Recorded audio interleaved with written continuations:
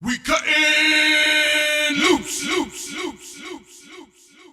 All right, everybody, it's time for another episode of DWMOD, and it's the one you're waiting for every year, all year long. It's the NFL Draft Special. Andy St. Clair's in the house. We're going to be giving you all our picks, doing the whole first round. We'll explain it when we get into it. Small little breakdown of WrestleMania here to kick the thing off. Louis, let's do it.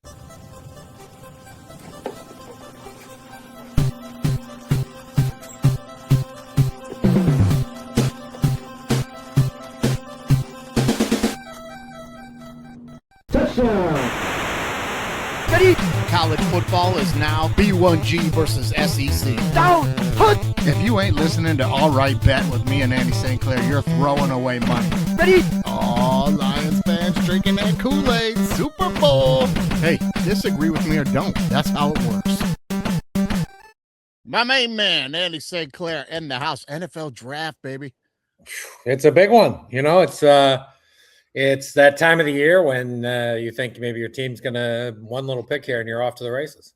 Everyone thinks that. Yeah. Everyone thinks that, right? Yeah, for sure. Well, except maybe like the Jets and the Browns and maybe the Titans. There's a few teams maybe. Yeah. Oh, the Cardinals. Everybody in the league right now hopes that they're the inn in Bethlehem, the one that had the manger outside. Yeah, Everyone thinks they're going to find their Messiah. They're hoping. There's there's a few guys in there that are pretty good. Supposedly, though, next year's draft class is where it's at. Yeah, that's what everybody's saying because, guys that normally would have been out this year hanging around for the NAL money. I mean, smart on them, good on them, do your thing, Yeah, so it'll be, there's a lot more quarterbacks next year, so we'll see.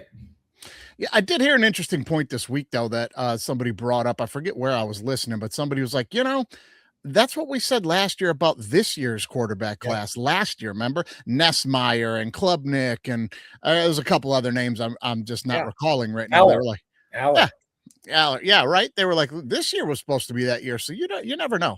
You never know. Yeah.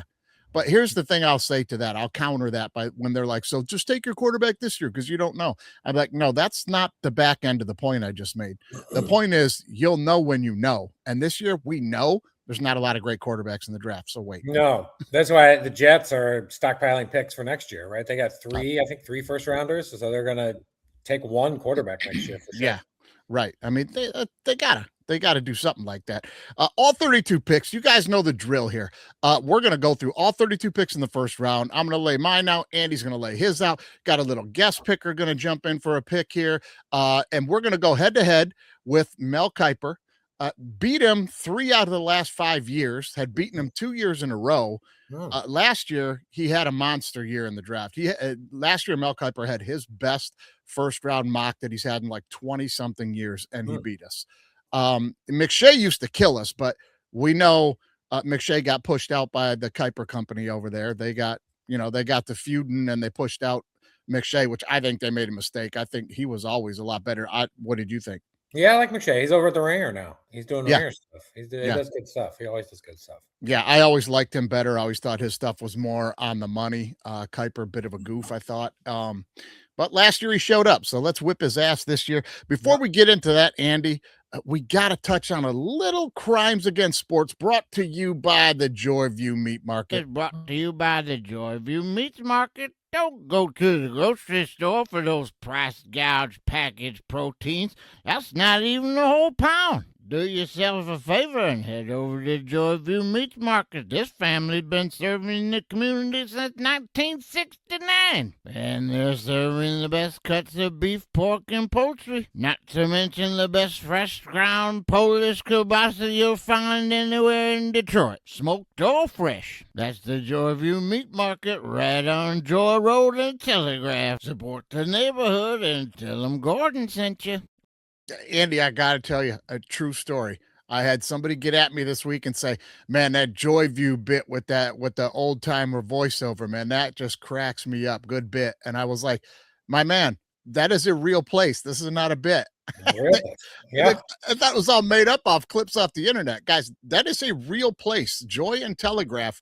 Get over there. It's not a joke. Gordon is not kidding. That is the best kibosque in Detroit. You got to go. It looks great. I've got to go next time we're in Detroit. So good. Oh, we will for sure. So good. Wait, let's get to this week's crimes against sports. Crimes against sports. Poor Galarraga. All right, listen, Andy, it's WrestleMania. WrestleMania this year's crimes against sports. Not only was it bad, it was bad, but you sent me this text that blew my mind. Let's share it with everybody here. Here's a stat that's about to blow your mind. In-ring wrestling time for night one was 1 hour and 26 minutes of total across 7 matches. All right. Ad time was approximately 1 hour and 14 minutes. You had 12 less minutes of ads than actual wrestling on night one, and night two was no different. Yeah, similar. You know, a lot of it, some of it too is like the ring entrances are longer, right? The pageantry is there. So you are counting, that does count into the wrestling time a little bit. But overall, the matches were just so short. You know, they're all short. Like I watch more Saturday than Sunday, but like the first, it was like 5 minutes, 8 minutes, 8 minutes, 8 minutes. And then there was like 5 minutes of ads. You know, it was terrible. Yeah, it was terrible. It was terrible. And let's talk about the ring entrances for a minute here. And this is all because of TKO Sports. I mean, right? They're terrible. Yeah. They're terrible, and they're killing the whole thing. We're going to bag on them for a minute. But these ring entrances, man, I remember I texted you halfway through, I think, night two, and I was like, what is with all these ring entrances? Does anybody come in with any juice anymore? Yeah. No. The ones I liked, I have to say, were like I like Cody Rhodes. I like that where he showed his different outfits. Yeah. I like that one. Punk's was good. Reigns was good, I thought. Like, but that's not many outside that I like. Outside those 3 or 4. I mean, you have your couple epic guys that come in slow, like the King would or whatever, you know, that's fine. But every single person has some 90s rock ballad, and it takes them 5 minutes to walk up to the ring. Nobody comes to the ring with any juice anymore. What's up with that? Well, we got, you know, they did hit on one guy, I will say, Obafemi, right? That the crowd loves Obafemi. Yeah. And the other guy, Trick, is, you know, he was popular. But outside of that, you know, like, what, you know, who do we have? You still have Ripley and Charlotte, but you know, we are all kind of used. I love those guys. Those guys are great, Charlotte and Ripley. Yeah, in the women's. But like outside of that, we just got to get a little younger, and they got to hit quickly because, you know, we're about to get Punk and Rhodes again. We're gonna get, you know, we're hitting some of the same old hits. yeah, it's getting, and these guys, God bless them, but man, that match at the end of night one, boo. Yeah. Boo. Jordan. You know, oh my God, man. And did you call it or what with the whole jelly roll business? Well, yeah, Jelly. I actually thought they were going to move it into another, you know, into the next pay-per-view Backlash in 3 weeks. But it looks like they're not. Looks like they're not going to do that. I'm curious why not. But yeah, maybe. I think what happened in that is that the fans got apart. What I've been reading, I don't know this, but is the fans, Triple H kind of heard the fans, right, and took McAfee out of that thing early. Yeah. Okay. And so that he wanted to get rid of McAfee, which, you know, again, it's kind of their fault though. They brought McAfee into it. They brought him into it. Well, again, that's it's TKO Sports, right? That's them. They've already said this is known now. You can look this up and find out. They have complete creative control now over the whole company. They're pushing the storylines, and their thing is, hey, we want people with followers and eyeballs and clicky clicks, and we're just going to keep putting in people like Jelly Roll and McAfee. And I'm like, nah, man, nobody wants to see that, man. Like once in a while, but you don't want it to be the main thing. Yeah, the Lesnar thing too was interesting, right? Because he flashes the X, which in wrestling, you know, when an official flashes an X, that means a real injury has happened, right? Okay. Or it just means it's real. And if you watch into that Opie Femi Lesnar match, he X's to Heyman to tell him like, this is real, I'm retiring, right? Like, it kind of seems to me maybe a little bit, I am guessing like he made that decision within minutes, you know, or maybe like an hour beforehand, like pretty quickly, because my guess would be if you've just followed whatever, they have Gunther, who I like Gunther. Him and Rollins had a good little night one match. He's all right. But he had he's the retirement guy, right? He retired AJ Styles. He retired Cena. He retired so-and-so. And my guess, and SummerSlam's in Minneapolis. That's kind of where Brock, you know, he played football for the Vikings. Yeah. One of his spots. And so my guess wrestled at Minnesota, right? Or am I wrong Yeah. there? Yeah, Minnesota. Yeah. Yeah, so it's like my guess would be like maybe they thought they were gonna have Gunther retire Brock at Minnesota at SummerSlam. Oh, and he said no dice. And he said no dice. He was like not interested in that. Good So for him. yeah. That was my I don't know if that's true. I know Lesnar, I think, showed up on Raw last night, but I didn't watch it. So Yeah, I didn't see it either. Here's the other thing I noticed the whole time I'm watching too. With everything being so scripted anymore, nobody has any investment in their own character or storyline at all. They don't give a shit. What's my lines? And then in the ring, you can see it in the in-ring wrestling now. It's like you got to hit your spot. 1, 2, 3, 4. I step here. I reach under. You do this. You do that. It's also scripted. It's also obvious. It's bad.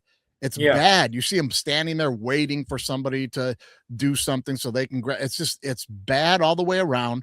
And it really showed itself in that Randy Orton match. Like I was texting you about it, was like they don't sell anything anymore. Like when he gets disoriented and then he RKO's the referee, like nobody moves. Like Cody's right in front of him. And the ref's behind him, nobody changes position. And I'm supposed to believe he got disoriented so much he didn't know where the ref was, who was standing behind him the whole time, and he's RKO'd him. Like, no, like give me some spinning and moving and where am I? And then RKO the wrong guy. They don't sell it. And then at the end of the match as well, when McAfee comes back in, I mean, you could see, if you're an old school wrestling fan, you could see that's supposed to be a bit where he's pissed off at McAfee for not helping and cheating enough to win the match. So he RKO's him, but we got none of that. He just looks at him and RKO's him. And then like, you don't get any of the yelling and you should have 1, 2, 3. What are you doing? Like, they don't sell anything. You just, I RKO him. I walk out. And I think that's directly related to, all right, this is what you guys want me to do. So what I'm going to do, I got no say. Here you go. Well, that, and like, I agree with that, but there's also I noticed in a few matches where like, the Liv Morgan match, if you saw, I haven't seen that one. She's a part of some faction. I'm sorry, I don't know the name of it. It's like it should know the name of it. I can't think of it. But then like the two other females were around the ring, like, and they were, whoever she was fighting, they were like working against her. I'm like, shouldn't the ref have? Look, we all know what's happening here. It's fake, but like at least pretend to have some sort of rules. Like throw those ladies out. Like And then if they come back in, like they have to be sneaky about it. Right? Yes, exactly, Andy. Sell it to us. Yeah. They used to do that back in the day, and the ref would get distracted and turn around and kick them out. And then something dirty would happen. And then he'd turn around and they're grabbing a foot when he's not looking. And now it's just all so lazy. It's like, what's my mark? Stand here, do this. Okay. Right. Even when Braun came in and speared Seth, which I like Braun Breaker. Yeah, I like that move. He's good, but I'm like, the ref didn't see that. I mean, Braun was right out there, like I'm like, I mean, you don't want to ring the bell and be like a disqualification. You want win and losses, but still, I'm like, he's got to fly out of the ring and get in Braun's face and be like, you're out, you go, you're out. Yeah. Like you gotta be involved. Like if you're gonna put on a show, especially if you're gonna dwindle it down to 6 minutes a match. Right. You know what I mean? Exactly. I was like, the ref was like, Braun Breaker's out here. What are we doing? Yeah. Okay. Right. It's like he's looking over the side, like, okay, you guys done with that spot? Okay, next thing. Right. It's like, what? It's so bad. It's just. But I would say too, though, like Reigns Punk was pretty good. Rollins Gunther was pretty good, and Cody Randy was fine. It wasn't like the best, it wasn't the worst. No. And Obi Lesnar was fine. But it's WrestleMania, and unfortunately, they've created the monster that we expect more than fine. Yeah. So they have to just hit more than fine. Well, you know what I need? I need more wrestling. I need more action. Here's what I'm tired of, Andy. Every single match, there'll be like a bunch of punches swapped. Someone will throw somebody over the top rope. Then we're going to have 5 minutes of clearing off the announce table. Then we're going to bang a guy off the announce table. And then we're all going to sit around for 2 minutes going, like we're exhausted. I'm like, hey, man, give me some Steamboat Macho. Give me some action that earns you sitting there for a second, catching your breath. For sure. I'm tired of announce table. Every match is announce table. Just give us a different obstacle on the other side of the ring. Just put something on the other side of the ring. I don't care if it's an inflatable banana. Put something on the other side of the ring, man. I'm tired of it. There was, I think it was Gunther Rollins. They got on the announcer's table, and the announcer's table didn't give. And I was like, oh. I think it's supposed to give here. And he's like, he slams him down. And Yeah. Rollins is like, oh my God. I was like, ooh, that looked tough. Yeah, I think it is. I think it is supposed to give, man. But hey, that's we got a long way to go on the NFL draft, so we'll jump into that, guys. Not trying to bore you, but we had to air it out on WrestleMania a bit there, man. Boo. Yeah, it wasn't a great one. It wasn't a good year. It wasn't a good year. No, terrible. All right, man. Let's jump into the NFL draft. And Andy, annually, the NFL draft is brought to us by the official beer choice of the DWMOD podcast. That's Old English 800, guys, and we're going to be all day Thursday. Brass monkey, that funky monkey, brass monkey chunky.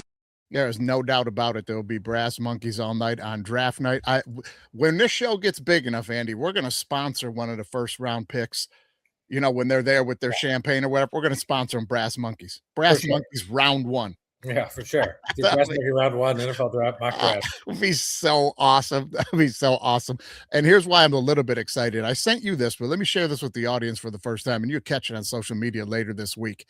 Check this out. I'm super excited for Thursday because of this. Hey, every time I hit a package store, liquor store here in Atlanta, I always look the 40 section, see if I can find something cool, nostalgic. What do they carry? Hit the jackpot tonight, baby.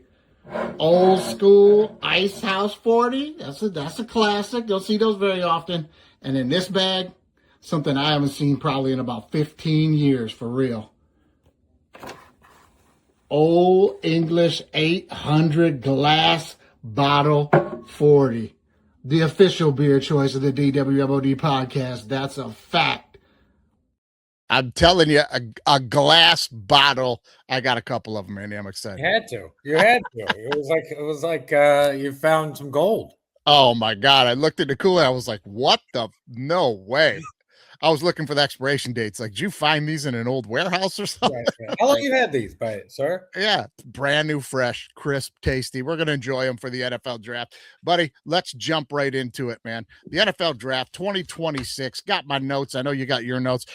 Let's just skip pick number one, right? We know it's Fernando Mendoza, right? Yeah, it's Mendoza. Though, I think the Raiders, if they could find a taker like a Jets or a Cardinals, they should do it. But they're going to take Mendoza. They're going to take Mendoza. They're not going to pass on that. It's going to be Mendoza number one.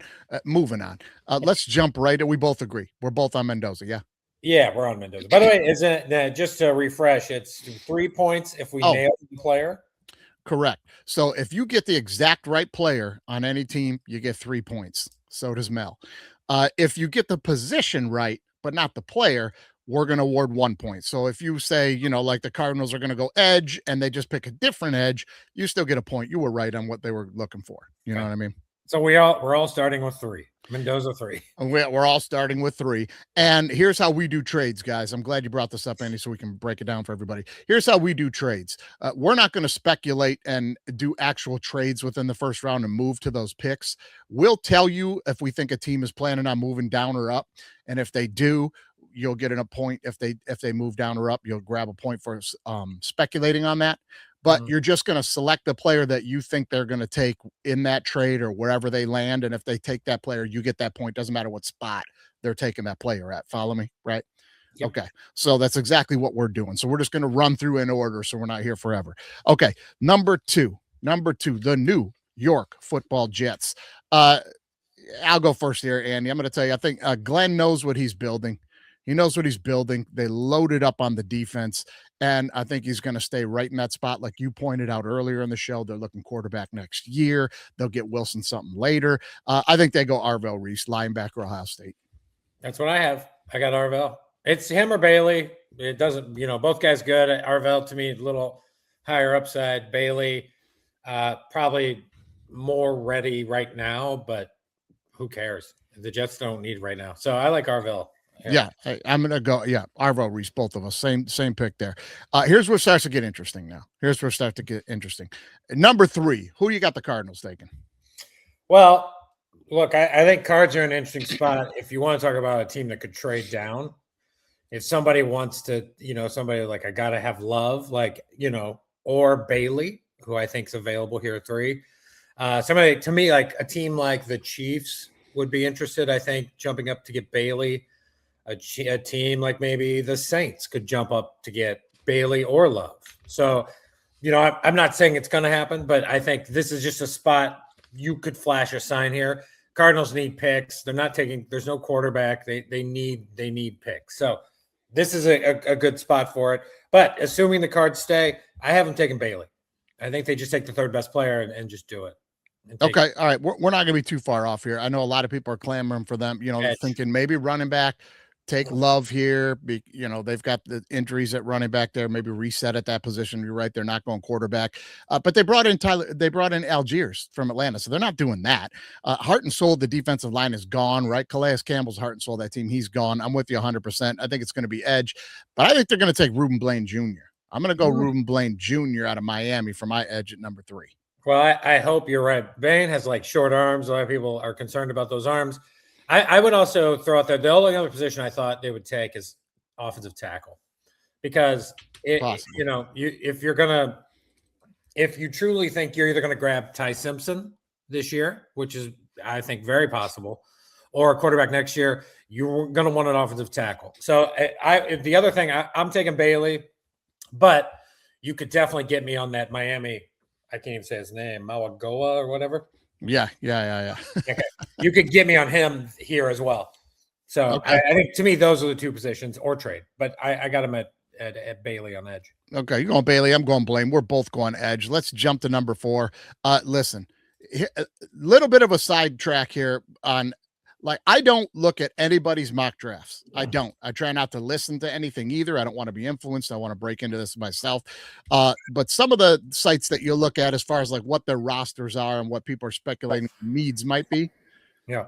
Every single place is edge. Like every team, they need edge.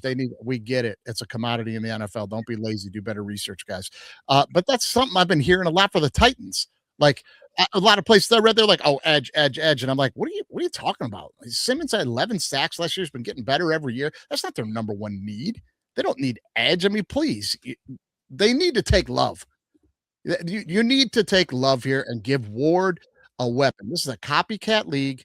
They need to go Jahmyr Gibbs with this guy. He's at the combine. They're saying he looks like Gibbs out of the backfield catching passes. You can line him up out there. It's a copycat league. You go get Love, give Ward Love. What the Titans need to go double up on edge here for in this conference? What, they got to rush CJ Stroud, or they got to chase down, maybe Trevor Lawrence? Come on, man. No, right? I mean, I have Love here only because I think he's probably the best player. I also would help Cam out a lot. Yeah. But I will say Saleh is the head coach, and Saleh is a defensive coach. So if Saleh really gets his way and pushes hard, this is a good Bane spot, to be honest. Like, because it's Saleh, and that, even if you look when Saleh coached the Jets, that Jets defense was pretty good, and when he left, they got much worse. So, yeah, I'm going to take Love. I'm going to assume Dayball, who's an assistant coach there at Tennessee, and the owners kind of win the day because a lot of people think Love's maybe the best player in a football player. Yeah. So I'll give them Love because I do think it would help out Cam a lot. But they also draft some wide receivers, but I'm with you. I'm on Love, but it would not shock me at all if Saleh goes defense. Yeah, I think you make a solid point, but I think I would be a little shocked because I think Saleh also learned during that time, if you don't have anything going on offense, no matter how good you are at the team, you put your hands all over, you're fired. So yeah. You better get some offense going, man. All right, hey, special guest jumping in to give us a pick right here. We got to bring in Dunbar. He's the Tennessee Titan lackey. Let's see what he thinks. He's dialed in. He could tell you who the backup guards are, man. Let's see. Tighten up, guys. This is Dunbar here. I'm asked to do the picks for Tennessee, like what they're going to do with the number 4 pick. The thing that's crazy about this draft is it seems like after the first 8 or 9 picks, everybody's kind of like, ugh, it's fine. But it isn't amazing. So, I think if Reese is not available at 4, who would be my number 1 pick. If Reese is available, you run to the podium. You strain a hamstring, get to the podium, and put in that pick. If Reese is not available at 4, I very much doubt Tennessee is going to have a whole lot of trade partners. I just don't think anybody is willing to trade capital right now, and next year's draft is going to be a big one because there's a lot of players that held out this year for NIL and are going to enter the draft next year. There's going to be a lot of talent. So nobody's going to give away future capital for a draft pick now either. So I think, they're going to go Jeremiah Love potentially, because you're going to go, what is the best player on the board that is also going to support your quarterback? There's great interior offensive linemen later in the draft. That's another need. They do need a little bit of edge. They need some young corners, but they did a lot in free agency. So I would really love for them to pick Jeremiah Love if Reese isn't there. But honestly, considering how it's going to fall, it really isn't a bad pick. You're going to take Reese, or you're going to take Bailey, or you're going to take Love. I'd be happy with all of that. So tighten up, baby. Let's go. And make sure to check in with me and Mike on the Brush Up on Fridays. Hey, there it is, man. There's his pick right there. Hey, that's it, man. Check in on the Brush Up. Me and Dunbar, new little show coming in under the DWMOD umbrella here on Cutting Loose. It's the Brush Up on Fridays.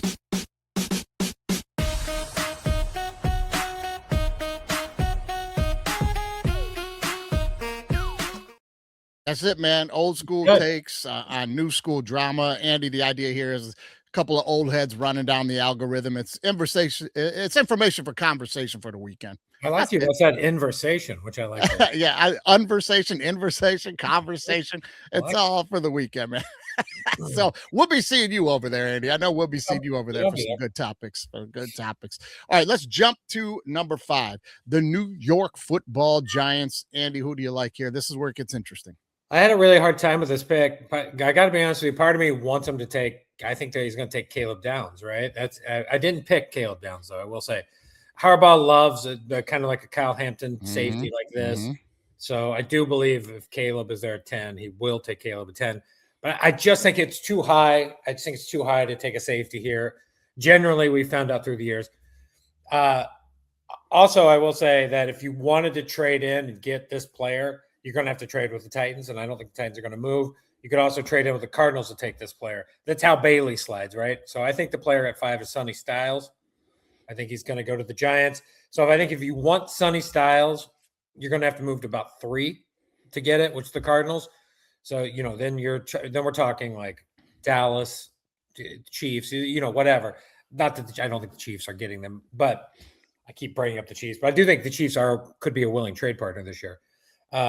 So I like Sonny Styles here. I think that's I would probably say I was 51 Sonny, 49 down. So it's close to me. Wouldn't shock me either way, but for the contest, I'm on Sonny. Yeah. I don't think you're wrong at all. I think the biggest need here for the Giants is a glaring need of interior offensive line. But as Dunbar pointed out a second ago, you're going to get that later in the draft. There's some guys that are more like second round picks. You're not going to pick them up this high. Getting Jackson Dart is not even on the board for Harbaugh here. A weapon for Dart? No way. That ain't Harbaugh. He ain't messing with it. And he ain't Harbaugh's guy. Why would he spend a high draft pick on getting him a weapon? Not going to happen. Like you said, they traded into that 10 spot.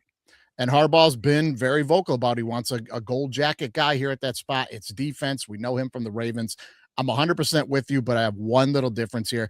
I think you just take Caleb Downs here. If that's your guy and you want your guy and you're picking again at 10, just take your guy here. Don't mess around with him being gone. With the picks that are following the Giants here, I think they can still get a linebacker, at the 10 spot there. I think they can still slide in and grab Styles at 10 maybe. With the teams that are following us. So I don't know. I'm just saying. I do disagree. I think if you have it reversed, I think you have to take Sonny here. Then I think you have a 30 or 40% chance to get Downs at 10. Right. Because I think if you let Sonny go past you, he's not going to be there at 10. He's going to get, I guarantee I've read somewhere he's going to get taken by the Commanders at 7. He's gone. Right. So you got to reverse it. You got to take Sonny at 5 and then hope Downs gets to 10. Yeah. That's the way to do it, right? That's the way Harbaugh will do it, I think. I think your logic is 100% right. I guess I'm just speaking directly to Harbaugh and saying, if Downs is such your guy that you made this big swing to get back in at 10, then just take the guy you want that you want. Just go get him now. You know what I mean? But you're probably right. Probably other way around. But I think it's Sonny at 5. I think they like Sonny at 5. I think they're gambling that Downs could be there at 10. I do think they like another person at 10, but I think they're hoping. Yeah. Well, we'll see. We'll see how it pans out for them. Let's jump to number 6 here, and I'll just tell you this is the first spot on the board to me that I'm like, this kind of reeks of a trade down for me. I mean, if you're the Browns, you're in trade down mode right here. Everybody keeps talking quarterback and maybe Ty Simpson with their later pick in the first draft. I'm like, the Browns are not interested in a quarterback this year, guys. There's no chance.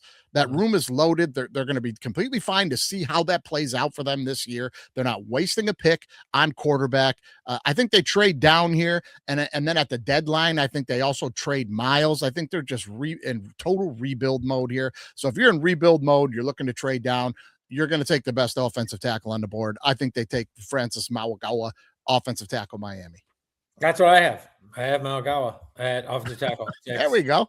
I did. I had him. I only say that mainly I do like the trade down too. By the way, I think you're right. The other player I considered is Tate, the wide receiver from Ohio State. I just think they can get a wide receiver at 16. And they don't need to, or not whenever their next pick is not 16. I don't know when it is, but I'm with you. I also think, like, look, they have Shador and they have Deshaun. Like, I'm not saying those guys are the starters for life, but they are the starters for next year. You get a good offensive tackle, hopefully, and then you draft a quarterback, and you're moving that way. So I would the exact same. Yeah, exactly. I think we're on the exact same page there. But let's jump to number 7. You teased at it a little bit. You think this could be a style spot if he doesn't go number 5. But here's my thing with the Washington pick at number 7. They've only got 6 picks in the whole draft this year. Okay. And only 2 in the first 4 rounds. You've got a quarterback that on his rookie year took you to the NFC Championship game. You have got to get him something else to work with outside McLaurin. They have to go wide receiver here. Carnell Tate's on the board for you here at 7. You got to take Tate. I think they take Carnell Tate, wide receiver, Ohio State. Okay. I have Downs, Ohio State. I think the Harbaugh plan doesn't work out.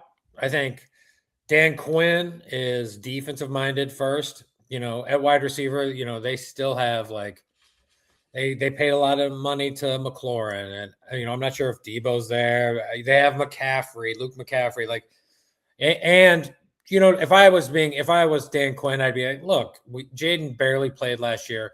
We're not quite sure what our wide receiver room really is. I don't think I want to put it on 7 for me. Also, between Tate, Tyson, and Lemon, like, they're all kind of the same dude. It's like, who do you like? Never makes me want to put top 7 when I know I could get the best safety in the draft. So I think he goes Downs. I think he goes Caleb Downs, Ohio State at 7. All right. Well, then you better take him at 5 if you're Harbaugh. What are you doing? Well, it just it's because Styles is gone, though. I get what you're saying. Yeah. Right. I mean, if he takes Downs, Sonny Styles is going at 7. It's a lock, I think. Very well could. Here's another thing I have in my notes, too. Not going to be shocked to see Washington move back here because of everything we just talked about. They'd like to get an edge player maybe if they can. There's plenty available still here, plenty of wide receivers still available. If they could move back 5, 6, maybe 7 spots in the first round, swap and pick up a second rounder, why wouldn't you do that? Right? Yeah, maybe, for sure. All these teams, definitely, I think, if they can do that, would trade back. I think there'll be a few trades. I hope. Yeah, I think there's going to be a few prime candidates here at 6 and 7. Okay, let's jump. Number 8, New Orleans Saints. They need some help at wide receiver, no doubt. They traded Shaheed to the Seahawks, which worked out for him. Got himself a Super Bowl rings. Suge looks like he might be the guy. They got to get Olave a running mate. I'm just going to keep it simple here. You want to avoid that sophomore slump for Suge. You better get him a few more weapons. Their defense was pretty good down the stretch last year. I think they take Mekhi Lemon, wide receiver out of USC. Very solid possession guy that would fit with Olave. I have Tate. Okay. At 8 with the Saints. I do think wide receiver. I think they think it's Tate. I think Tate would be nice there. I mean, they got to protect Shook, the quarterback. Shook. Yeah, Suge. It's like Suge, Suge Knight. Suge. They got to not protect him. They got to like give him some weapons, right? They may. What I'm saying is like they may have hit on this guy a little bit. He might be. Yeah. I'm not saying he's going to be a Hall of Famer, but he might play for 5 or 10 years here and get him out of a little jail. He's pretty good. So get him some weapons. Let's find out if he's not. Dude, there'll be more quarterbacks next year. There'll be more quarterbacks next year, and they don't have any other real glaring needs. Like, you take care of the kid, get him a wide receiver. Yeah, so I'm with you. I'm going Tate, though. Okay. Listen, I'm going to let you jump on number 9 Kansas City Chiefs pick first here. You go ahead. I think, the Chiefs have to decide how they want to play it a little bit because they have this pick and like 27, 8, 9, whatever it is. I don't think they're going to take a wide receiver because they have been constantly. They'll get wide receivers in like the second, third, fourth round. They will grab. Like I think they're going to draft that Jeremy Bernard kid from Alabama in the second round at like 40. That'd be fine. Like whatever. I have no idea. So I don't think they're going to take a wide receiver. I think they need help at offensive tackle, clearly, because they have Mahomes. It's like we got to prioritize what they have. They also need help on the back on their defensive line, and they need secondary help because they've traded away their D-backs, all of them. So I think they just have to pick. If they think it's the LSU kid, if he's the best player here, they have to choose that guy. If they think it's the best offensive lineman, which would be, off the top of my head, I don't know. Who do I have? Fano, maybe the Utah guy. Now, because on our mock, the Miami guy's done. But I think they take Bain. I think they go with Bain here and put him next to Chris Jones and Karlaftis. And I think Bain falls here to 9. And I think that's where the Chiefs would go. In my mock, that would make them the happiest. Okay. All right. All right. Listen, I agree with one thing you said there for sure. They have to be addressing that secondary, but we both know, any football fan knows, we can do that with their second pick in the first round. Or even in the second or third round. In the second or third round. Now, there's 3 really good first round corners. They can get one of those 3 at the end of this round. So just put that off. And I agree with you. That's not a Chiefs thing to go get a wide receiver here. I've learned from you about the Chiefs. This is not a thing that they're going to do. But I'm going to tell you, Andy, I think this year they're finally going to do it. I think they're finally going to do it. Mahomes is getting older. He's coming off a serious injury. Rice can't stay healthy. They patched together this wide receiver group for 4 and 5 years, which causes him to extend every single play and run around like crazy. They're taking years off his life. I think clear heads prevail here and get together and say, let's try and save Patrick all this craziness anymore. Let's go get him a weapon. I think they go wide receiver here for the first time against what everybody thinks. They're going to take the big play guy, Jordan Tyson, wide receiver, Arizona State. Yeah. I mean, I would be surprised. Maybe. I do think Andy, just my guess of watching Andy Reid, is he's going to focus either on Bain or an offensive lineman. Sure. But if you want, I'll give you what I would think would be a completely wild swing, but I would not be shocked. But I think it'd be a wild swing, is the tight end from Oregon. Thought about yeah. Because I'm not saying that they should pick him at 9, but I am saying, like, if you're thinking about the next 10 years of Chiefs life, Kelsey plays this year, maybe another one. I have no idea, and then you move Sadiq in there. The Chiefs like to run a lot of different tight ends. They have Gray and they have a couple other dudes, Yeah. I wouldn't be shocked. I mean, I would be a little surprised, but I wouldn't be shocked. Yeah, I think you're not too far off. And the big key there, not just that he's a big explosive type of player that fits the tight end mold here in the NFL right now, that he can make big plays, great mismatches, kind of like Kelsey. I think the bigger thing that Andy likes about him, this kid's a blocker. This kid is a blocker like Kelsey. You can keep him on the field, which makes him more dangerous to slip out. You know what I mean? Yeah, I do kind of truly think they'll go offensive lineman, but I think if Bain's there, I think it's going to be hard not to take Bain. So that's why I have Bain in my mock. But gosh, it would be hard. I think Andy wants an offensive lineman, but I'm going Bain. Yeah, but those are the stripes on that tiger. You ain't lying about that. All right, let's jump to the number 10 trade. We all know the Bengals are all in. They're trying to show Burrow that they want him to stay there. They want to win. They're addressing the Giants, defense. right? Giants. Yeah, but the Bengals traded the pick to the Giants. Sorry. Yeah. They're trying to, I think it's a good trade for the Bengals as well. They pick up a guy they desperately need. They weren't going to get any better at that spot. So that's fine. So Giants here, we already talked about it. You think they're going to go Downs here? Well, but you got Downs already gone. So I got Downs gone. Downs gone. Okay. Then who do you think they're going to grab? I went with Jordan Tyson. I went with the Arizona State wide receiver. I think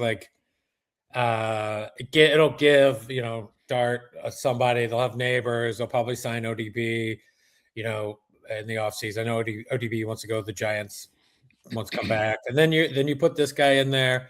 They also, didn't they lose a wide receiver to the Titans or the Steelers? I don't know.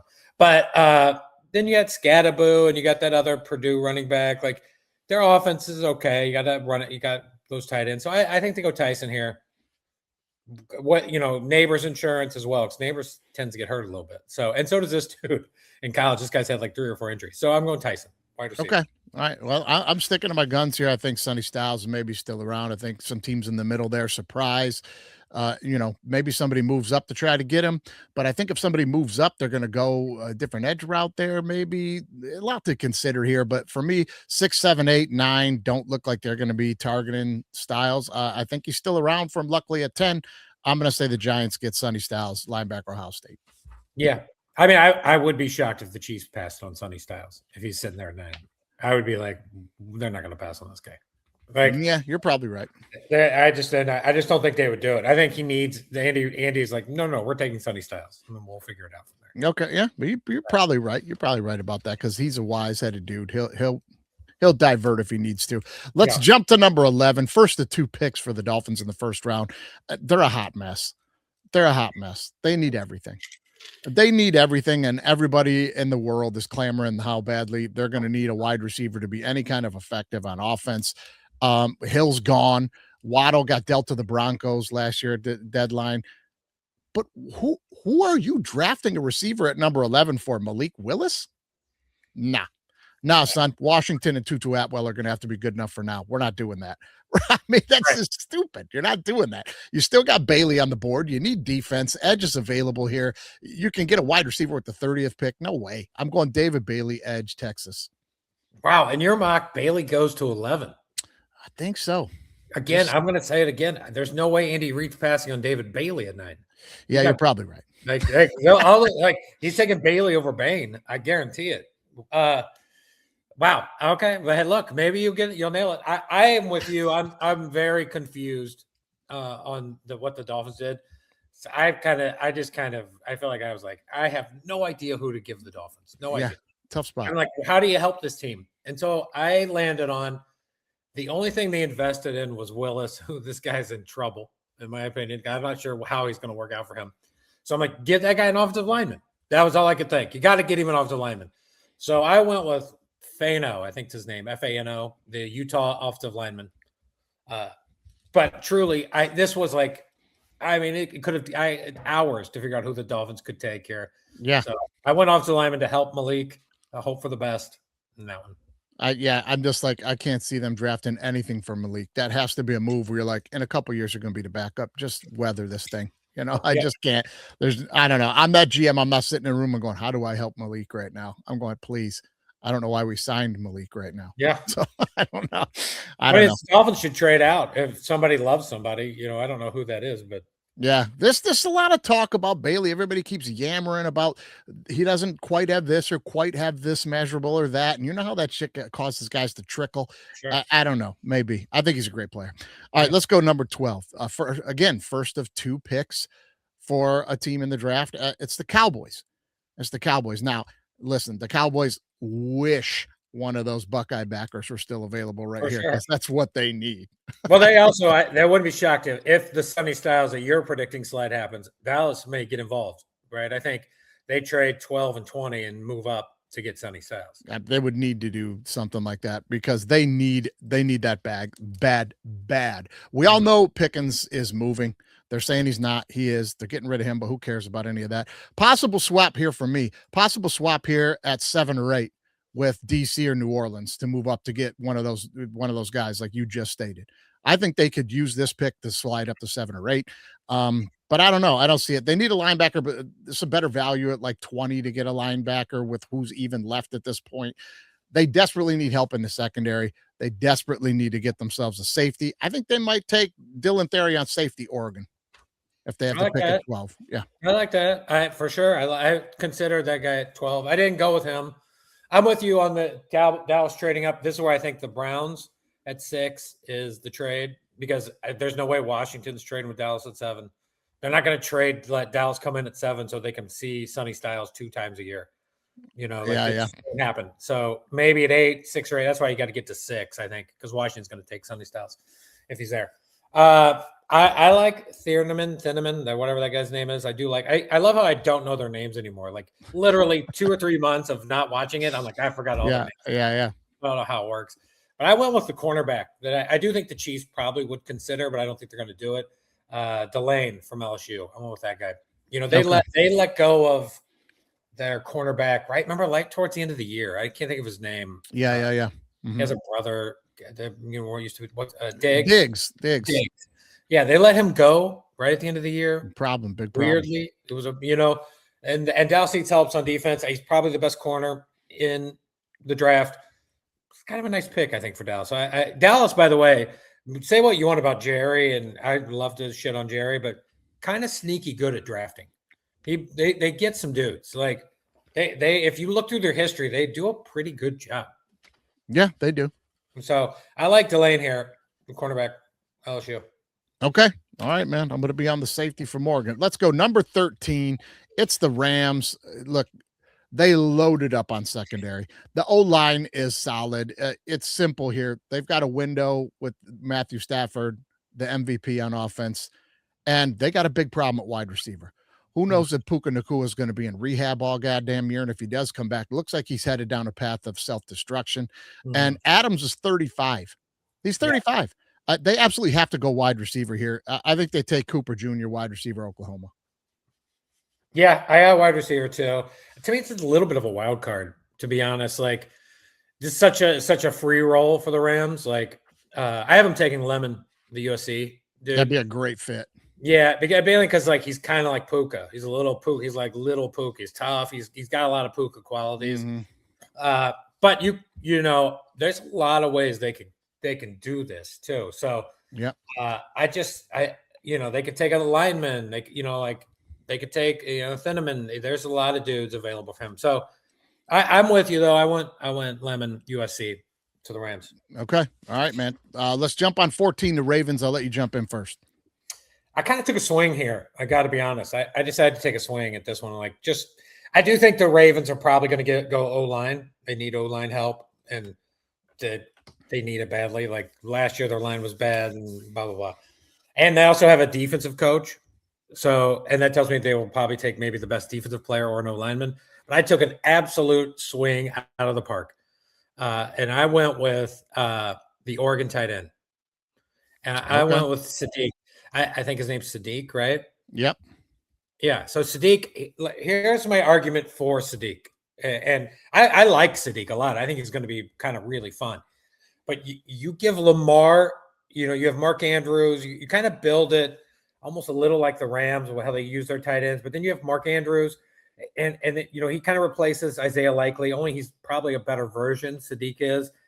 Then you have to stop Henry or Sadiq or Lamar. Like, I just like it all for the Ravens for Sadiq. There's no way it's probably going to happen. And he's probably going to go to like Carolina, where everybody thinks he's going to go, or Tampa. Sure. But I just think the Ravens should consider it. So I'm saying fuck it, and I'm putting him there. I'm putting Sadiq at 14. I love a swing, man. I love a swing like that. That's not a bad idea at all. It's not bad at all. Look, I think that we all know that the Ravens desperately need to protect Lamar because they want to bring him back and want to stay there, want him to be a Raven for life. At least that's what the general thought and sayings are coming out of that building. I don't think that's the truth. Yeah. But they need somebody on the interior to help them out. They lose Tyler Linenbaum. That's huge. Lamar's tired of running for his life and getting beat up. So I think they just do it. I think they take the best interior lineman, the only interior lineman in the draft that's worthy of a high first-round pick. And it's Oliala Vega Lagni. Let me try it one more time. Good luck. Olia Vega Lange. Guard, Penn State. And I will say this with this pick. If Lone falls this far in the draft, look for the Lions to try to make a move to get him. This is a desperate need. And if he's around, we need him. Oliver Vega Lone. The guard out of Ohio State. The Lions, we need that. And if he slips down this far, you might be able to get in there to get him. Look for the Lions to get active. But I'm going to say that the Ravens lock it up and take him at 14. Okay, let's jump to number 15, the Tampa Bay Bucks. This was another tough one, man. Another tough one, right? I mean, for my money, Tampa Bay they're a trade-up candidate, right? They're a trade-up candidate for somebody. They need an edge rusher badly. This is probably the main and only thing they need. It's kind of a deep edge rusher draft here. move with the Chiefs maybe could be something in the cards here. I think maybe keep an eye on that. But I'll say that the Bucks go edge. They'll take Akeem Messidor edge Miami. All right. Messidor's fine. I have Messidor. I'm not here, but something about Messidor, I have to say, I don't really trust. I don't know what it is. He's probably a great guy, but I'm like, you wouldn't shock me if Messidor's traded. So he's not for me here at that pick. I do think this is another pick where Sadiq could go to. Okay. I for some reason I'm constantly fascinated by the Sadiq tight end because I do think he's really good, and we found like a good tight end like Bowers or Warren. Laporta. You get some of these younger good tight ends. Yeah. They can help a quarterback out a lot. Yeah. I think this is a spot for Sadiq. For some reason, I'm adopting him this year. But I went with McCoy, the Tennessee quarterback, D-back. I'm sorry, the D-back. Yeah, corner. From Tennessee to Tampa. I just think like they need some help. There's no one I truly love on the defensive side of the ball. I'm just like I love this guy, and I think this guy's probably the one I love. It also wouldn't shock me to do exactly what you're saying is like get an offensive tackle. So I like those two. Edge. I went edge here. You went edge. I'm sorry. Yeah. Okay. You went edge. Well, I think offensive tackle, but I just don't think they're going to do it. I think they need a little help on the defensive end. The Bucs last year, I felt like we're in a bunch of like 38-34 games. Yeah. So let's get a dude who can shut down some of the field in McCoy, the Tennessee guy. So that's where I'm going. Okay. All right, man. Number 16, the New York Jets second pick here. Now, look, defense was addressed, as we said before, hard in the offseason and again at the number 2 pick here. So the obvious move here is a wide receiver to go with Wilson to get something going on offense, right? But with the top 3 receivers already gone in my draft, here's one thing that I think Glenn learned real well from his time in Detroit and watching Ben. You want to pop an offense off, go get a guy that Andy St. Clair is fascinated with. I got Kenyon Sadiq tight end going here, number 16 to the Jets. Yeah, we're in Sadiq territory. I don't know why. He's a little small, but he's so fast and big and strong. And like, I feel like I already like this guy. I'm sure he's going to get run out of the league because he's so tiny, but I love this pick. I've had him now at 9, possibly 14, 15, and you have him at 16. I also think the Vikings could grab him at 18 or the Panthers at 19. So that's his range in some sort. He's a guy that being able to block and being a good blocker, he can be on the field all the time. And that's a tight end that causes problems because you always got to account for him. He's not coming in on third down. You know what I mean? It's like, so, I think that's a good spot for him, number 16 to the Jets. Who do you like? I have the Jets. A lot of people think the Jets are going to take a wide receiver here. I'm just going to change up, and I'm going to kind of use what you said, which I do think is true. That look, Glenn, I thought the Jets should fire Glenn at the end of last year. I think I was like, this guy's horrible, and he was bad. But I was like, get rid of him. But I will say they gave him another. He's still alive. And I do think he's going to use some of the Lions technique that he learned, and Lions like how the Lions became the new look Lions. And so I chose an offensive lineman here. And I chose that Penn State kid that I will not say his name. Okay. Ionone. I can't do it. Welaya Vovega Lone. Ionone. Yeah. Okay. So I'm going to say the Jets, they're going to walk out with that kid at 16 and then get a wide receiver a little later. Because the best 3 wide receivers are kind of gone in my mock, which is Lemon, Tate, and Tyson. And I'm not swinging for Casey Concepcion or Boston. I'm just not swinging here. Sure. So I think they go O-lineman, prepare for next year. So I like that there. Yeah, there's a lot of people think that they need to go corner because they're the first team ever that went through a whole season without 1 interception. But listen, if there's one thing Glenn understands from playing secondary himself, you fix up that front problem, and those guys start to get a little better in coverage when the ball's got to start coming out a little quicker. They're probably going to be fine. You know what I mean? And I'll say this about how bad Glenn was in his first year. So was Dan Campbell. And I think that was exactly the plan in the pitch when he went in there was, guys, we are going to suck the first year because we need to weed everybody out here and change the culture. Yeah. So I'm with you. I would have given them McCoy, but McCoy goes one pick early to 15. Yeah. I think Jets to McCoy and the Jets would be a nice selection too. I just don't think they're going to go wide receiver. I know all the world is mocking them at wide receiver, and I'm like, yeah, I don't think so either. I'm with you. I Right. don't think wide receiver either. And you know where I stand on teams that are like really, really, really bad who spend a first round pick on a corner. I don't care if it's Deion fucking Sanders. You're wasting your pick because all he's going to be doing is tackling running backs when you're getting your ass beat in the third quarter. It's a waste. I've seen the Lions do it too many times. Speaking of too many times. Hey, it's the Lions, man. Look, I got a little soliloquy here. I'm going to wax poetic on the Lions, but I'm going to let you go first, man. Who do you think the Lions grab here? Offensive tackle Monroe Freeling from the Georgia Bulldogs. There's like 3 or 4 offensive linemen here, and that they could choose from. Like a lot of people think they're going to take that Alabama kid, which that was like the number 1 ranked lineman in 2022 or 2023. He's probably very good. But I went Monroe Freeling because by getting him, you get to keep Panay at right tackle. You don't have to move Panay. If you get other guys, you have to move Panay. And Panay's awesome. Maybe the best offensive lineman in football. Dude can do anything he wants. Like he's fine. But I just given the choice, I want to keep Panay at right tackle. I just don't want to because he's fucking awesome there. So give me Monroe Freeling. Okay, Monroe Freely, offensive tackle. Now they did pick up Larry Borum, a left tackle from the Dolphins. He left the Dolphins to come up here, so maybe he'll be able to fill in that left tackle spot. But listen, the Lions, where to start with their draft is so easy. If you watch Lion football last year, it's guard, center, guard. It was brutal how bad the interior line was last year, causing all kind of problems. When you got a quarterback like Jared Goff who needs to be in the pocket and on time, that's a major problem. If that kid from Penn State is here, it's a lock. They'll be running up there to pick him. He's not going to be here. Okay, he's just not going to be here. So look at outside that one dude, there's nobody on the interior that's worth the 17 pick on the interior. We also have 4 players up for extension here, man. Okay, Branch, Jack Campbell, Gibbs, and Laporta. Andy, I'm going to let you guess which one of those guys is the odd man out with the continual problems with injury. It's Laporta. Sweet Laporta? It's Laporta. You're keeping Campbell, you're keeping Gibbs, and you're keeping Branch.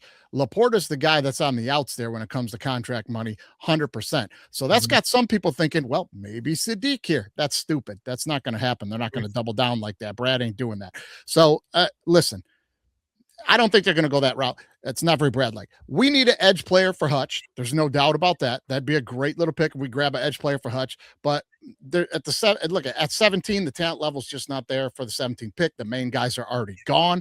I'm going to rule that out. We could trade down, but I don't see any likely candidate for that willing to move up to our spot with what's left on the board. So we're stuck here, man. We're stuck here, and nobody's going to be happy. Like we're stuck here. Nobody's going to be happy. So it comes down to Kendrick Falk from Auburn, who's a great edge. He's a great run stopper on the edge, right? He's a good speed rusher, but he's not a good speed rusher, but rather he's a pocket collapser. This guy's a pocket collapser, which could be fun on the opposite side of Hutch because Hutch is a hybrid of both. That could play well. They could play well together. Now, offensive tackle is the other side, like you said. Okay, the choice at offensive tackle or corner is what we're looking at here. And I already told you, I've seen enough of the Lions to know we're not taking a corner in the first round. It's ridiculous.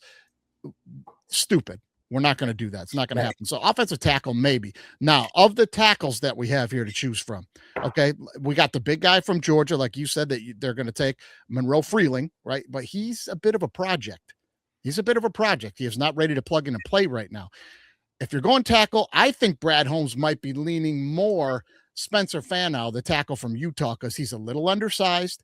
They could slide him to guard if they wanted to do that. And he moves really, really well, which plays into your offensive scheme with Gibbs. He can go to guard. He can move. He can get outside on some schemes there. I think if they're going to go tackle, it's going to be Fanow from Utah. But as I already pointed out, we brought in Borum from the Dolphins. So he could stay on the left side and Sewell could play the right, or you could switch those two. But Brad Holmes has been saying he's kind of happy with those two for now. So look at nobody's going to be happy here. Nobody's going to be happy here. There's really no good choice there, man. You're going to have to land on something. So I'm going to say they're going to stick on the interior. They're going to stick on the interior, and I think they're going to take the guard, Emmanuel Pregnant from Oregon, or Chase Bissatantis from A&M. They could get those guys in the second round if they want. So just stick with Fano. Take the tackle, Fano. Take him, move him to guard if you need to. Take the kid from Utah. That's where I'm landing. It was a lot of thought process. No, I do think they're going to take a offensive lineman because I think offensive lineman is one of those positions, as you know, where the good ones are good, and then when we get into later rounds, those are just absolute swings, right? Yeah. And like defensive players that you're asking for the Lions, you can find some of these dudes in later rounds, right? Yep. And if I'm the Lions, in my mock, I have Fano at 11 to the Dolphins for almost the exact same reason I have for alignment for the Lions, because I'm like, I'm not sure what they're doing here. That's why I like Monroe. I think they also the way their style of play this year is going to be, you're going to have to protect Goff. You're going to have to make sure Goff's okay. You're going to have Gibbs, who's awesome. You're going to need to give him as much opportunity. And so I just think they got to build it up again there and kind of move that way. And this is a good place. It's actually, you're kind of starting the O-line run, in my opinion, here. Like there's going to be some run of dudes are coming in. And so the Lions have their choice of who they actually like the best. Yeah, and that's the problem here is like we're at the end of the top tier edge rusher run here. So if you want one, you better jump in right now. And I think it'll be the kid from Auburn if they do, just because of his style. Or you got to get out in front of this offensive line run. So I'm going to land on Fano. You're going to land on Feeling, but I think they take an offensive lineman. I'm with you on that. Mm-hmm. Let's jump to 18, the hot mess Vikings. Now, listen, they haven't figured out the quarterback position yet. So they're not grabbing any weapons here on offense. They don't know if Murray's going to be any good. I can tell you right now, he won't be. He won't be healthy. He won't win a game past October 1st. He'll be gone next year. They'll be looking at McCarthy again or drafting a quarterback next year. They're not going weapons here. They're going to take care of Flores' defense. And Flores' defense, it needs a shot in the arm on the interior D-line, the way that he gets after it. I don't think there's any other choice here for them other than Caden McDonald, defensive tackle, Ohio State. Mm-hmm. Sure. Yeah. Again, this is another Sadiq drop possible, but I just got him in pencil everywhere on your. Yeah, like the team could use him. I got Thieneman, safety. I got Thieneman. Okay. I think it's a great spot for Thieneman. Like I love this spot for him here. I think that would be a huge win if this works out this way for the Vikings. The defense could use him. That's where I landed on this guy. I think Thieneman's a guy there. That's a spot in need for them too. That's not a bad pick. It's not a bad pick. Let's jump 19, the Carolina Panthers. Okay. I'm not even going to get long-winded on the Panthers. I think it's pretty simple what they need. We saw down the stretch, they started playing good football. I think Bryce Young's turned the corner. He's the guy they're going to stick with. He's been pretty good. The defense was playing well. They're running the ball a little bit. I think it's real easy. They need a hybrid type of slot guy that has a lot of yak ability. And I'm going to move way down the wide receiver list here and skip a couple guys ahead of him on everybody's depth charts here for the draft. But I think a good fit for them would be KC Concepcion, the wide receiver from Texas A&M. He fits that mold. Little yak guy. Get him out there. Get him quick throws. Get him the ball. Get him moving. I don't know. I like that. I like KC. It's not who I went with. I went with the offensive lineman. I think they have to. If it truly what you're saying and what they probably believe, if we have to find out, are we in on Bryce or not? And if we are in on him, we got to protect this dude because he's small. And I went with Proctor, the offensive lineman from Alabama. Okay. Put some size up there. Like, give this guy, when given a chance, it's a really good coach there. I can't. Again, once you stop watching football for like a month, you forget all the names. Oh, especially the coaches' names. But the coach of Carolina is really good. And he, I like him. So I think they're going to try to protect and see. Give Bryce the last, because, his rookie deal is coming up here pretty soon, next year or two. So you got to see, like, is he for real? We're going to keep this guy. So let's give him another chance. I took Proctor, offensive tackle from Alabama. Okay. All right, man. Here we go at number 20, the Cowboys' second pick. And here's why I don't think you're going to see the Cowboys get real fancy early on unless somebody huge slips a little bit. I don't think you're going to see them moving up a whole lot because their biggest need is inside linebacker, and they can just sit pretty at number 20 right here, and they can get CJ Allen, linebacker from Georgia. He'll be available at 20. He's on everybody's big boards as a top 25 type of player in this draft, but who's drafting a middle linebacker in the first 19 picks? Nobody. Mhm. He's going to be right here for Cowboys. I think in their war room, if they're smart, they're going, we'll get that guy at 20, man. Let's take some swings up top. You know? Yeah, I like that. I had the edge, Kendrick Falk, at 20. Okay. I just All think right. exact same kind of reasoning ultimately is like, look, they're going to come. I just think they're coming with two pretty good defensive players. And Falk's a little young. I get it. But in my mock, they have Delane and the LSU cornerback and Falk. And like, kind of seems like a real win. Yeah, and let's not forget too, this kid Falk. Like, I won't be disappointed if the Lions take him. If you remember at the beginning of the year, the college football season, and on our own show as well, we were like 3 of the 4 Auburn defensive linemen are going to be picked in the first round in this upcoming draft. And now we don't see any of them other than Falk, and he's being whispered about slipping down to the bottom. Yeah. So this kid's got upside. Yeah, I think kind of something in me tells me it's kind of smells like a Jerry pick here. So, which again, I think would be a nice little Dallas, 12 and 20 pick if it works that way. Sure. So I like Falk here at 20. Okay. Now try not to get for the 21st pick here, Andy, try not to get your papers mixed up with the last 3 years of papers because number 21 is always the Steelers. Yeah. It's always the Steelers. Yeah. I do think it'll change next year. I think they're going to get a little better choice next year. But I don't know. You never know. Unless Tomlin shows back up before. Yeah. McCarthy comes in and has the first losing season in 20 years. So, yeah.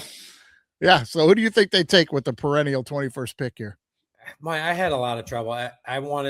I think this is a good Falk spot, a little defensive play, but I kind of went a little weird here, and I went with Omar Cooper from Indiana, the wide receiver.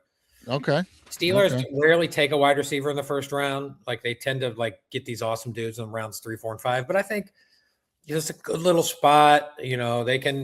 Rodgers will come back. He'll have Cooper. Cooper from Oklahoma. No, the wide receiver, Omar Cooper Jr. Oh, okay. Yeah, right. Okay, gotcha. From the wide receiver from Indiana. Indiana. Okay. Yeah, Indiana. Right. I think he'll go to the Steelers here at 21. Give some offense. You got DK, and then you have Omar, Omar is like, we watched him a lot. He's a good, tough little wide receiver. Yeah. He'll help. He'll give him more weapons for Omar Cooper Jr. Will give more weapons to the Steelers. Be a good wide receiver 3 for now. So yeah. Well, I'll tell you what I'll say about number 21 for the Steelers here. Sorry, Dan Orlovsky. It is not going to be Ty Simpson. I don't know. Listen, I'm not saying this is a fact, and I am not trying to throw shade on anybody and say I know something or did some research as a reporter and got access to some I didn't. But I'm starting to think that the hype train on all these main shows that talk about the draft is starting to be with NIL a paid position. Used to be they'd hype guys up, but now I think they get paid to hype people up. I think Orlovsky's getting a ton of dough to not stop talking about Ty Simpson to try to move him up in the draft. And he's got nothing to lose because if Ty Simpson winds up being a bust, it'll be 5 years from now. Nobody will remember that Dan Orlovsky said he was going to be Joe Montana. Right. You know what I mean? And if he is Joe Montana, Orlovsky won't quit telling you he was right. So it's a win-win-win for Dano, but that ain't happening here at the 21st pick. And I'm going to go opposite of any kind of weapons here because why? Like for Aaron Rodgers, like he's going to be gone next year. You're going to be getting Will Howard is not going to be the quarterback here. He'll be playing the second half of the year. Once they're out of it, Rodgers ain't going to be willing to get his ass kicked anymore. Will Rodgers will be finishing out the season. They'll see he's no good. So I just don't see them loading up there. I think the smart move here is to realize you're rebuilding for a quarterback next year. I think they go offensive tackle. And this is where I have Freeling tackle from Georgia going. Sure. Yeah. I mean, yeah. For me, it's like the Steelers. Look, the AFC North is kind of open, right? The Steelers, They won the AFC North last year. Like it's not like they were like 7-11. They're 7-10. In their minds, and they're not wrong. They have Tomlin. Yeah. They can beat the Ravens. They can beat the Bengals. They can beat the Browns. They've done it. So I think they're like, let's just keep pushing our advantage and let's get a player on offense and hope our guys hold out hope on defense one more time. Yeah, I think probably my favorite video from the whole NFL season last year was that clinching game for Pittsburgh when Tomlin goes, Yeah. they missed the kick and he blows the kiss. I'm like, this was too good. I loved it. He's the best. I loved it. All right, let's go 22. The Chargers. I'm gonna imagine we're both on the same page here. Pretty easy. It's hardball, man. They've only got 5 picks in the draft. They only have 5 picks in this whole draft. And he needs to protect this guy. Right? I mean, that's what he's going to do. Now, they had trouble. Both tackles, you remember, at the end of the year went down. Joe Adele goes down. The other offensive tackle goes down. Alt. It's the offseason, baby. It's the offseason.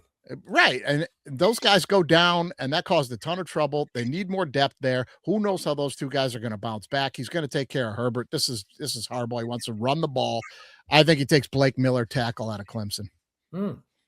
I agree with a lot of what you're saying, and the idea that Alt and the other guy missed the whole year, right? Yeah. So those guys will come back. I just don't think they're going to take an offensive tackle. I think for Harbaugh this year, he's like our first round offensive. We got 2 other first round picks, and both our offensive tackles will be back. So I think he lets it ride. And I got Mesidor. I think if you look at the Chargers, the defense is old. It's old here. They got Khalil Mack is like 35, 36. They got to put some pressure. Their defense has to get better for them. So I went with the Mesidor, the Miami kid, the edge. Okay. All right. It's not a bad pick for them. They do got to do something there because they are a little long in the tooth on the defensive side. You're not wrong about that. All right, let's jump on number 23, the Philadelphia Eagles. AJ Brown. Look, we know he's gone, guys. We know he's gone.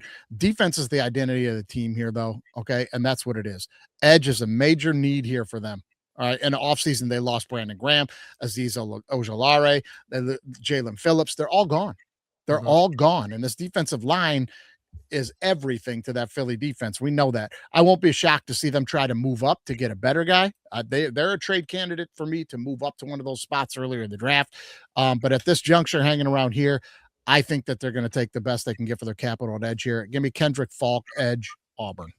Yeah, that'd be a great pick. If he's there for Philly. I went with McNeil Warren, the safety from Toledo.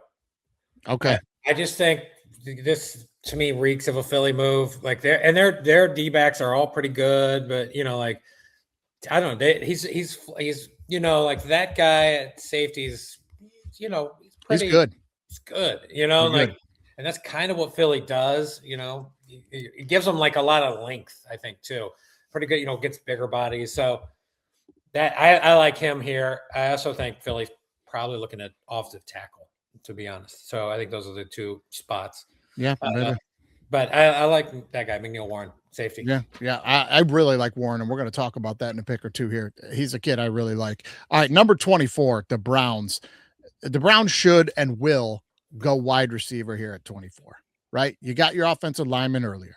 Yep. This is a situation where the next few years, the quarterback is going to be, that quarterback room is going to be completely revamped. You're revamping the O-line and wide receiver situation. I think the Browns are back in a place that they were before they let the whole Watson thing destroy their Super Bowl window. They're going to build this thing up and get themselves a good quarterback in there and be ready to go. So it's O-line, it's wide receiver. I think here that they take the big red zone threat. They take the big guy with the big hands for the red zone. Denzel Boston, wide receiver, Washington. Yeah, I have a wide receiver, but I got Casey Concepcion. Okay, Concepcion. All right. But yeah, I'm with you. I think this is it's nice to get a little wide receiver here. The other thing you could talk me into, depending what they do at 6, if they don't take an offensive tackle at 6, offensive tackle 24. If they say, hey, we want, who we're looking at, their trade happens, obviously. If they want to go Caleb Downs at 6, if they want to go, if Styles is available at 6, I could see them taking him and then Styles, for sure, and then moving, Miles. But we'll see. But they'll take Styles and then they'll take an offensive tackle at 24 at this spot. So Sure. in my mock, I have him Tate at 6, and so that means offensive tackle at 24. Yep. Yep. Or I'm sorry, You're going Concepcion, wide receiver. wide receiver. I'm sorry, wide receiver. Yeah. Yeah, we're both on the same page here. Wide receiver, just different schools of thought. You're going shifty yak guy. I'm going big red zone guy. Same difference. You know what I mean? A specialist wide receiver. Okay, let's go. Number 25, the Bears. Look, all I can say is please just blow this pick, Bears. You know, that's all I can say. Please just blow this pick, Bears. Okay, they've got O-line injuries, so they could use some depth on the O-line here. We know that, but it depends on who's left at this point, right? If a big O tackle slips down, I think they for sure grab a big offensive tackle here. But if not, and with the way we've been drafting here, Andy, there's been a run on those guys. Mm-hmm. You know, and they've got some more picks coming up quickly here in the second round that they can pick up one of those offensive tackles a little later with who's left. You know, both safeties leaving free agency. They've got some vacancies at safety, and this is where it's going to be my nightmare. I'm going to see a guy that I'm dying to see in Honolulu in blue. I really want that kid Emmanuel Warren that we just talked about. Yeah, Neil Warren from Toledo. The Eagles. Yeah, I want him to be a Lion, and he's going to wind up being a Bear. Maybe they may take him right here, but I think they'll probably go with the run stopping edge. Give me Cassius Howell, edge, Texas A&M. Yeah, I also have him on an edge. I was deciding between two dudes. One is from Missouri, Zion Young, who's pretty good. I like watching him play last year. He's a good little player. And I think the one I ended up going with was Peter Woods, the defensive tackle from Clemson. Okay. But I'm with you. I think their defense was not great. I think they need some edge, D tackle. They need some of those kind of dudes. Yeah. So whichever one they like of that, those two, even how I have in my mock that guy you said Howell, right? Cassius Howell. Yeah. I have him like early round 2. I don't think he makes day 1, but he could. Like we're in the area where these guys, one of these teams passes and they'll play for the Titans, early round 2. So I am with you. I'm on the defense side of the ball, whichever one they like. I also read somewhere the Bears liked, I think this cornerback from San Diego State a lot. I don't think they'll take him, but a lot of people think he's pretty good. And there was a video. I want to say it's like a YouTube show or something the Bears do. And in one of the scenes, it's the San Diego State coach is talking with the Bears coach. So it's like, well, that clearly it's the only one player worth talking about is that cornerback. Yeah. Wouldn't be shocked to see if he goes here, but generally I'm going to take that kid from Clemson, though I don't really trust the pick, Peter Woods. Okay. Okay. Yeah, that's not a bad choice at all. Let's go 26, the Bills. What do you think they do here, Andy? Offense. I think they do offense. I think it's like Joe Brady's the coach. I have Boston from Washington going to this team and going to Josh Allen. I think it'd be a nice little. They need a wide receiver. Every year. They can't keep doing this to Josh Allen. They're killing him. So I'm saying Joe Brady's going to push at least early some offensive players. And Boston's a good value here if he's there for them at 26 or whatever they're at. Yeah, if he's around at that point, I agree with you. That's a good pick. I got him gone already. For me, what a great move. What a great move for the Bills to go get DJ Moore for that second round pick. You weren't going to get a better receiver than that. And to give up a second rounder, I think that's great. Coleman's still up in the air. We don't know if they're going to move him or not, but after everything that was said about him, boy, I can't see the guy wanting to stay there. But new coach, maybe Coleman works out with Moore, works out pretty well. Their biggest need is absolutely linebacker. They lost them all. They've got none. They're in a bad spot there. If CJ Allen falls, if Dallas doesn't take him, I'll tell you, they'll take CJ Allen right here in a heartbeat, linebacker from Georgia.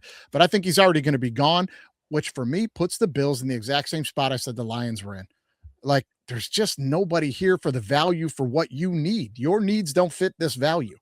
You know what I mean? So look for them to maybe try and trade somewhere to get some more picks. Maybe. I don't know about that because I don't know. They pick again in like 10 picks or some shit. Like, they don't pick again until the 93rd pick of the draft. So make a move to get some more capital here, but they don't. Getting long-winded. I think maybe you just go with what you need right here. And nobody thinks that Jacob Rodriguez, linebacker from Texas Tech, is a first-round pick, but they think he's a high second-round pick. So if you're the Bills and you gave away your high second-round pick for the receiver you were going to take with this pick, then just go ahead and take your second-round linebacker and take Jacob Rodriguez, linebacker, Texas Tech. Yeah.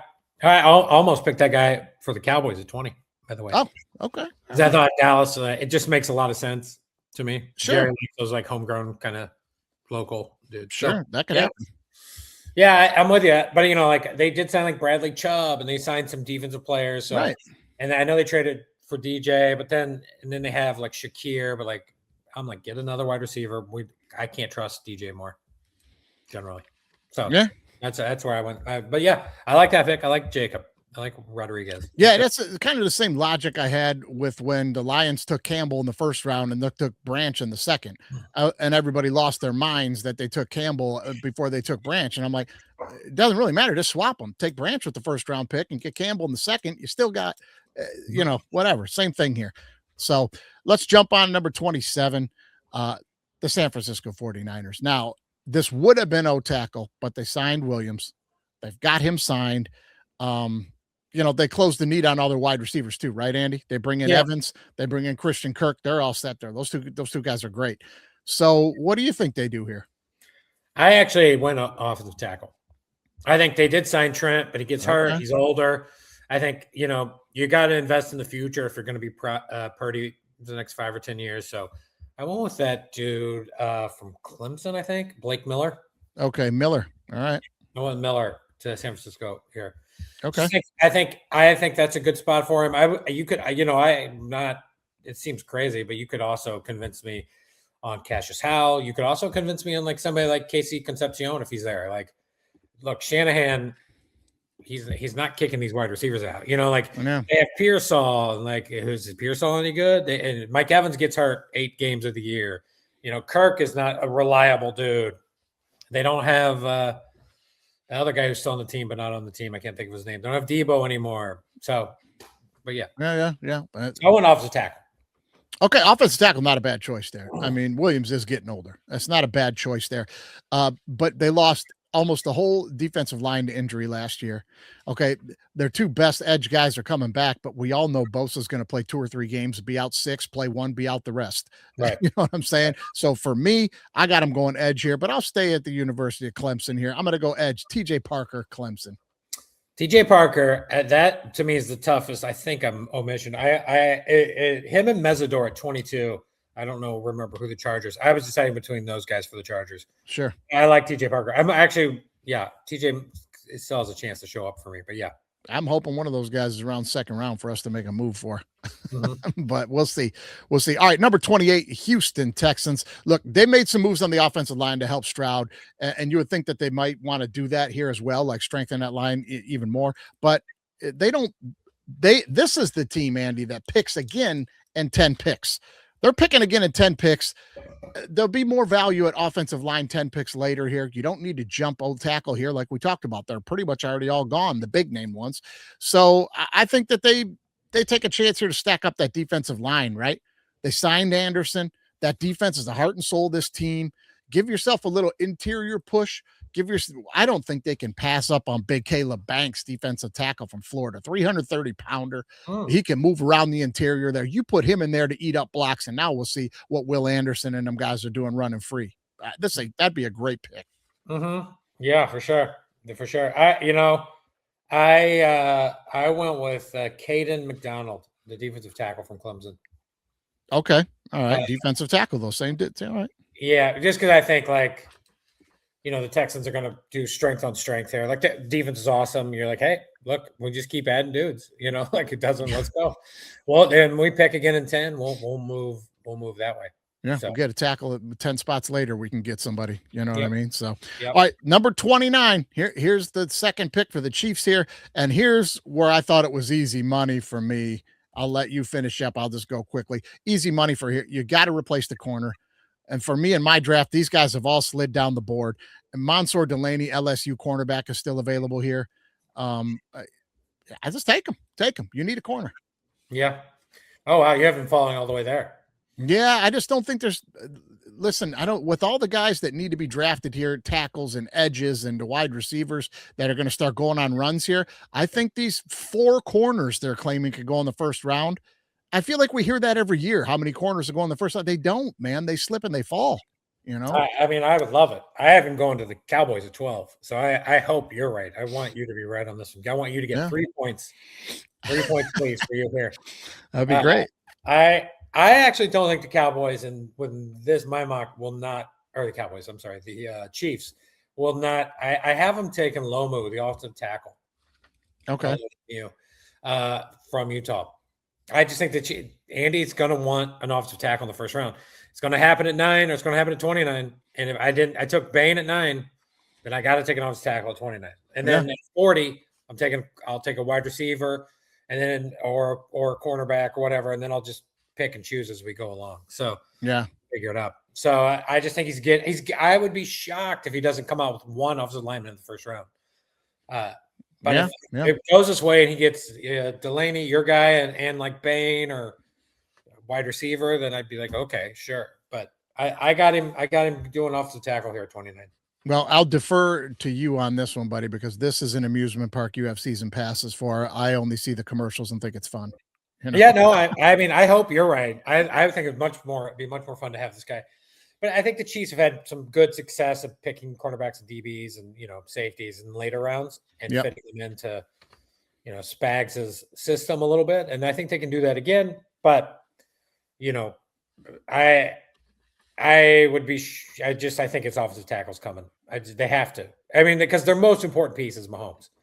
And that dude's out there just running for his life, and he gets no time. And everybody's like, what's wrong with Mahomes? He can't throw it deep anymore. It's like, dude, he's got 3 seconds. Like, he doesn't have any time to throw it deep.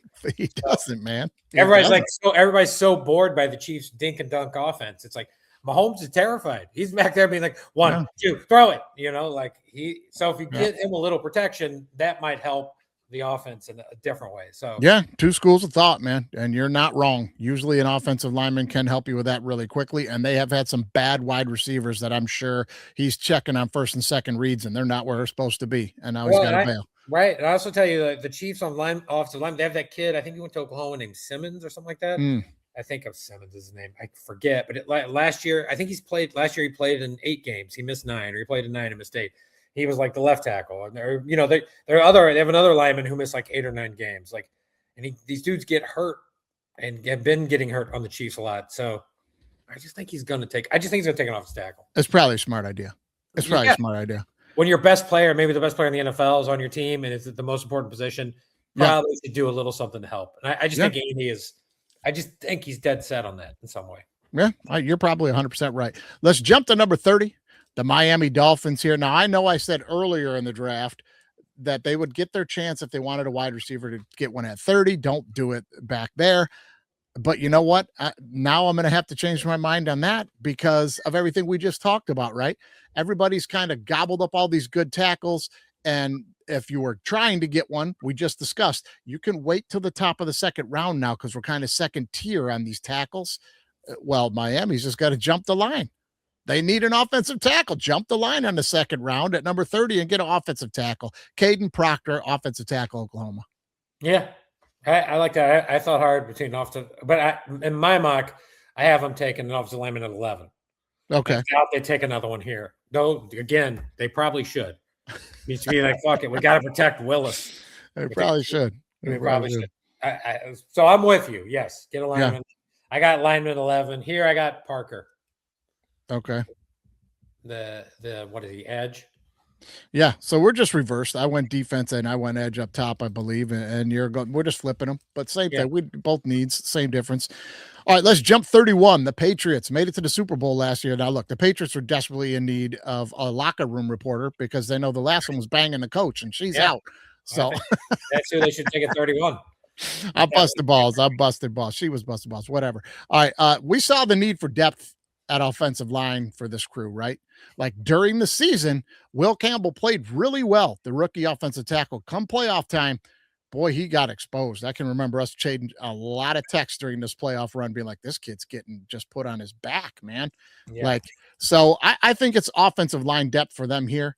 And I think this is the same thing. That second tier of offensive tackles they can see are going to start disappearing quickly in the second round.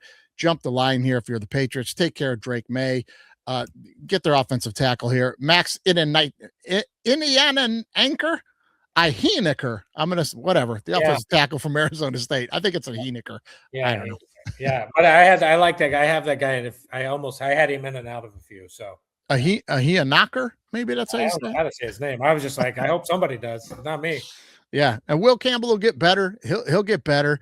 But their other offensive tackle up there with the Patriots who's pretty solid. He's 35. So yeah, I think you got to go tackle here. Yeah, I like that. I had a couple guys here. There was a guy, an offensive lineman I liked, but then I saw this edge from UCF I liked. Malachi something's his name. Pretty good player. But I ended up going with a linebacker. I want a linebacker here. And I went with the Georgia linebacker, CJ Allen. Okay, CJ Allen falling all the way here, huh? Yeah, I just think that also Vrabel defense, just something in there. Like he's gonna play the strength of play what his strength is right now, and then pick up some offensive tackles here in the next round, and maybe then after that we'll gamble on some wide receivers, running backs, do that sort of thing. Yeah, so only defense for the Pats. No idea, really. The Pats, I have no idea what they're doing. It's one of those teams where I'm like, I don't know. Yeah. And you're applying the same logic to linebackers that I'm applying to corners, and we're both right. Like they always just slip in the draft. Yeah. They always just, when they hit the combine, they're so athletic and juicy looking. And then we hit that draft and we're going, you know what? And you're just waiting on them, we don't know. Yes, there's some a guy like Ray Lewis where you're like, that guy's awesome. And he was awesome. And you get a guy like Manti Te'o, who was good at Notre Dame, and he was not that good. So solid. He's fine. But I don't want to waste. I would waste 30, pick 30 on the linebacker, and be like, see if he can play. Yeah. So it's just a nice little spot for him here, and those Georgia guys tend to be pretty not decent. I mean, but they're decent. They're good. You remember N'Kobe Dean fell into the second round because everybody thought some dumb shit about him. He was really good for Philly, and now I think he's moved out to the Niners or something like that. Yeah, I think now he's on the Raiders. Raiders. Sorry, Raiders. I knew it was out west. It was out west. So he'll be pretty good. All right, last pick of the draft here, guys. Last pick of the draft, number 32, the Seattle Seahawks. It's secondary and offensive guard. Those are the two issues that this team has. So for me, there really is no interior guards that they're going to draft at this point right now. There's some guys on the board, maybe at edge or offensive tackle, wide receiver. There's still some value on some guys. They don't need that. For me, they just need to go corner. I got him taking Gerard McCoy. He's still available, corner, Tennessee. Yeah, he's good. I like McCoy for sure. I went with just an absolute swing. I went with Jordan Price, the running back from Notre Dame. Oh, okay. Got to replace Kenneth Walker, and I think this is, if you're the Seahawks, this is as good a spot any. I think in the first round, you get an extra year on that contract. Okay, I believe compared to second round. So at a rookie salary, so maybe you get him. Who knows with Charbonnet? Charbonnet gets hurt a lot. I can't name another running back on Seattle. I know there was a guy who played last year who was not very good.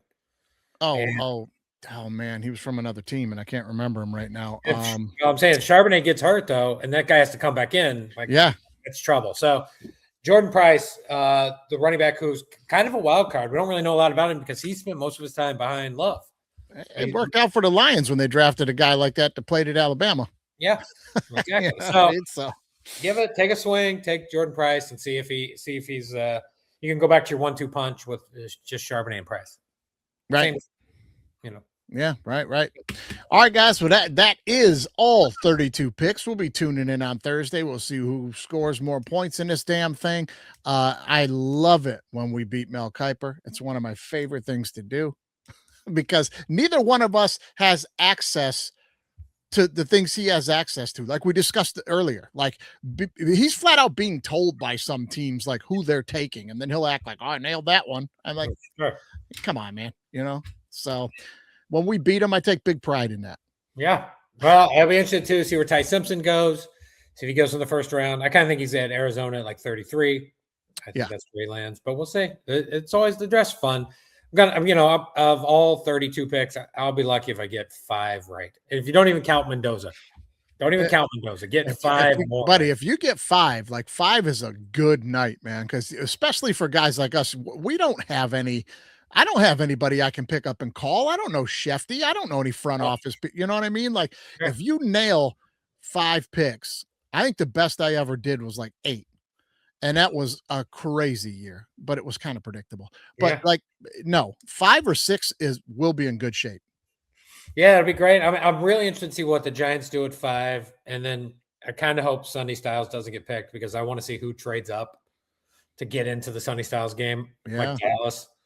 Would be interested in, and it would be. I think Cleveland is praying for a Caleb Downs at 5, and they'll be like, yes, here comes the Sonny Styles offers.